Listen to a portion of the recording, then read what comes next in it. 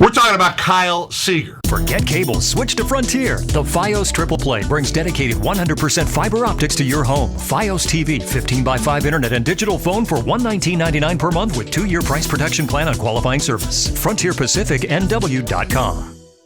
Kyle Seager has been, I'll say it for you, Bob, you've been saying it all along, Kyle Seager has been the most exciting Mariner so far this year. He's been great. He's been consistent. He's been different a little bit, too. Yep, hitting for power. It's interesting looking at numbers for him. On pace to hit more home runs, more doubles, which is another key number, than he ever did in the minors or anything like that. And we had a chance to talk with him. The podcast is up on the page, and it was something that he set out to do kind of last year, moving to third base, to get bigger. We sort of talked about, you want to lift weights and get bigger at the same time. You don't want to ruin your swing, and he seems to have done it. He does. He talked about getting stronger, as you just said, but he seems, what's really struck me about him, not just the production that we've seen, is that he just looks so composed. He's like Dustin Ackley in that sense, and I know we always connect the two because they've been great friends and they've come up through the system together, but Ackley never looks overwhelmed by a moment, nor does Kyle Seager. You watch him at the plate, you watch him in the field, more importantly, making that shift from second base to third base.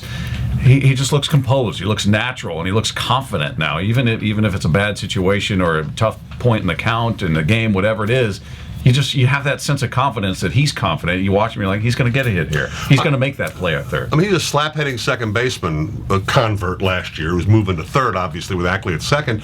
Now you're looking at him, third base has traditionally been a power spot for lots of teams, maybe not so much the Mariners, but for lots of teams. One of his 4 home runs this year is 446 feet. They moved him number 5 in the order. This does not feel like something they did just for laughs or it's a short-term idea.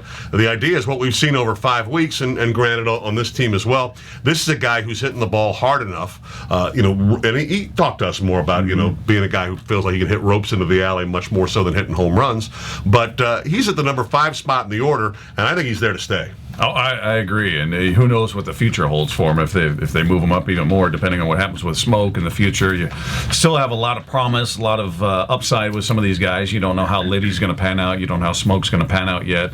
Ackley, I think we have a pretty good idea, even though he's struggled a bit as of late. But if you want to look at that lineup outside of Ichiro's average, this has been your most productive, consistent hitter in that entire lineup, and that includes Dustin Ackley. So it's been fun to watch him in a season where you don't anticipate a ton of wins, as we've all talked about.